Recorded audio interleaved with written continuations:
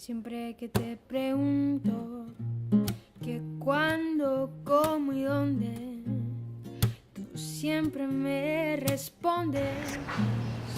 Sas, que si pasan los días, yo desesperando. Hey everybody, welcome to May in Bloom. My name is May and thank you so much for spending this time with me. I run a channel focused on holistic living, healing, creating a life that is in tune and aligned with who you are, and trying to live the best way that you can. So if you're interested in any of those things, please stay tuned. And thank you so much for being here, and for everybody who's been here for all this time, thank you so much for supporting my channel. Today I'm going to talk about making peace with our period. Yeah, as we sit here, I am sipping on my ginger tea. Today's my second day of my period, and I wanted to make this video because of stuff like that even saying that might feel like awkward. Why would you say that in a video? But it's this feeling that we as women, when you become a woman, when you're a little girl, like I would like to live in a world in the future where if I have little girls, I hope I do have some little girls, that they don't have to grow up with the kind of shame and taboo that is associated with periods. Because I've been thinking about that, especially from a holistic perspective. How does this affect our our quality of life? But not only that, how does that affect who we are as women when there's something so biologically natural that happens to us every month, or for some of you who get it irregular, every so month, but that if we have such a bad relationship to that part of that, and we see it as a burden, and we see it as a curse, and we see it as something very inconvenient, how does that actually affect us and our not only self-esteem, but our self-ownership? If there's something that is a part of us that we are taught to reject from an early age, or to see as something bad from an early age. We're not just our body, we are thoughts, we are emotions, we are surrounding, we are all these things that influence the person we are and the person we can be, or sometimes feel we can't be. And so from that perspective, I also wonder about if I am having something that I am very opposed to, that I feel like is almost like an alien thing happening to me, that I'm supposed to hide, be ashamed of, and always feel inconvenienced by. How does that translate to our emotional well-being during this time of the month? But not only that, what kind of periods do we have, or menstruations do we create when they're created from a place of resentment? So today I just wanted to reflect that with you guys, and creating a peace approach to our period, and accepting them as part of who we are, and even daring to see them as forms of invitations for us to reconnect with who we're supposed to be. Because when I think about it, like especially in the kind of world we live in, that is very fast-paced, that is very demanding, that is very rigid and very male-focused, I think we as women, especially women who, let's say, want to be independent and self-driven and to create the life they want to create, there is also this feeling of like trying to fit in, and in order to fit into that world, you kind of like have to reject everything that your period actually wants you to do when you have it, because we don't have a world or a society created to cater around the women's cycle as well. We've created a world where you want to exist as a woman in this society, you kind of have to make sure that that part only influences you and only you. When we live in a society not created with us in mind, we are constantly trying to fit in where we can and apologize all the places where we think they should be shamed. Because a lot of men have a weird relationship with periods because they don't have them.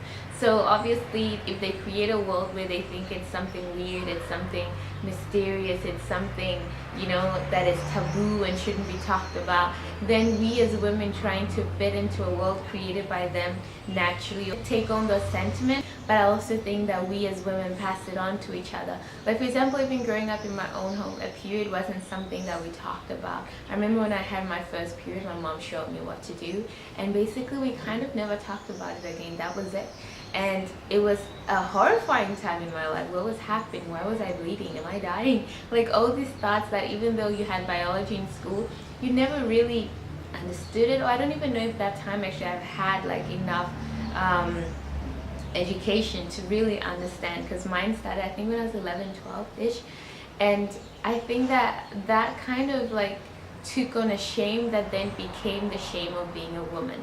And this idea of hiding, this idea of something that is happening to you that is not appropriate for the overall society. But it's crazy because women are the majority of this planet, and we most likely are going to experience this or have experienced this at some part of our life. And the fact that we go around feeling such shame is something so natural and so part of who we are is something that we really need to work hard to dismantle. And I think for me, like this month especially, this cycle especially, I have come to this approach of what would my life look like if I actually made an effort, a real effort to make more space for my cycle, not only to work with it, but like for the days where I am bleeding the heaviest, like the first 3 days, how do I honor those days? Also because bleeding is not just something that happens to you biologically. I really believe it's also something that happens to us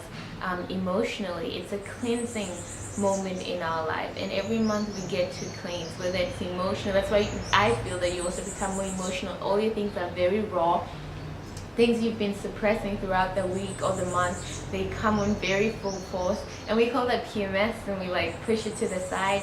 And not that it's something small, but it's the fact that we don't even take time to say, what is this making, like what is this bringing up for me as an opportunity? For example, for me, I would say that a lot of times, like when emotions became very strong during my PMS, like when my period would end, I'll take that as an invitation to really look at this a bit more and to really analyze like what is happening here, why am I feeling these emotions. Quick tip, don't make any rash decisions on your period or during your PMS stage, but take note of it. If you have a journal, if you journal, which I really recommend, write it down, because it gives you an opportunity to look and reflect on things that maybe throughout the month you are suppressing, or throughout the month you are not thinking of, and then they just like brought on a full force during your period. And then afterwards you can reflect on them and say, why did these emotions come up during that time? So another way I try to also honor my period is how I schedule my routines. I know, for example, as soon as at the end, like day 4 of my period, that is when I have the most creative energy. That is when I have the most power. I don't know, I feel like, ooh, I can conquer everything, I can do everything. So if I have big projects, I want to put them around that time, because I will naturally, biologically have this feeling of, whoa, let's do it, you know? And then also, like if I need to do things that need me to be more creative, that need me to be more, more focused, more confident, I'll do it around that time, because that is the time, by understanding myself and how my cycle works, that I most those things. And then I also know like a week before I should slow down. So I have like 2 great weeks, 2 weeks and so days of like what I would call my essential peak of creativity and performance and just executing stuff. And then as we get closer, my cycle reminds me to slow down. Okay, now slow down. It's kind of like the moon, because it is a moon cycle, how the moon is full and then it gets small and small and small and small and then full. And then there are different rituals you can have around the cycle of the moon, right? The cycles of the moon. So it's the same for your moon cycle. If you understand yourself, you can know, okay, now closer to my period, I'm going to be more emotional. I feel more emotional. I'm going to be more aware of yeah, like it's a good time maybe to be more reflective during that time. If you're writing, to do more writing during that time, because your emotions are more strong and they're more raw and they're more present. And then during your period, it's good to have like a sacred moment and say, okay, during my period, this is what I do, this is what I don't do during my period, to make sure that you have a sense of honoring what you're going through. So to be gentle with yourself, even though in the patriarchal world there's no space for that, because you still gotta work, you still gotta go to school, you still gotta do what you were supposed to do, and people don't take that as an excuse.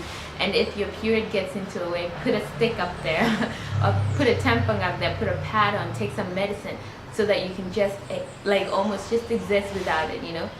Of course, these things make it convenient for us to live and to continue doing the things we need to do, but I think they also make it hard for us to remember that, hey, actually, I need to respect my body. I need to take it slower right now, and to make space for those moments to take it slower. Honoring our cycles and being present with our cycle is another way to approach a more holistic way of living.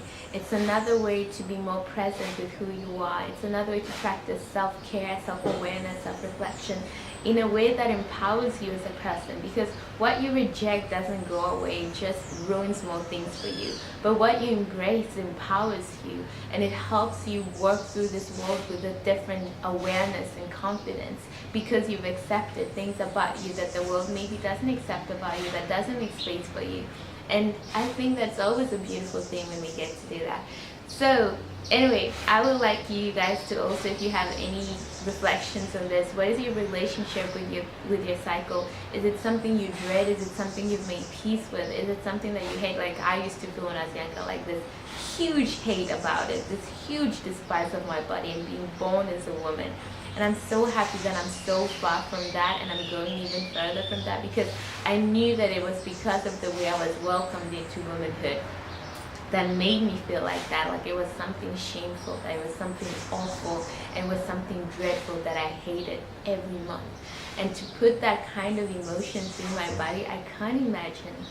And so yeah, I just wanted to share that with you guys. So do please share with me, what is your relationship with your period? Where would you like it to be? And also, if you haven't got your period yet, I hope that you find a community of women that don't make you feel like it's something shameful, that can prepare you holistically and lovingly for this experience of womanhood. And yeah, that in a way that empowers you and gives you tools that are going to sustain you throughout your period time, you know? And also that you get to connect with nature and learn more about nature, because our period, our sight, are kind of like similar to the movements of nature and the cycles in nature. So I hope that that gives you a grounding. And for me, I don't want to jinx it, but I feel like the more peace I make with my body, the more love I make with my body, the more acceptance I have with my body. I have felt that also, along with eating better, along with working out, all this stuff, I feel like all these things are like contributing to me to have more peaceful periods. And if I do believe what I believe in, which is that everything is connected, I wonder if that is also part of it. That by making more peace with your period, you can actually get a better period. So yeah, at least it's something worth trying, you know. Please take care of yourself and those you love, and I'll see you in my next video. Bye guys.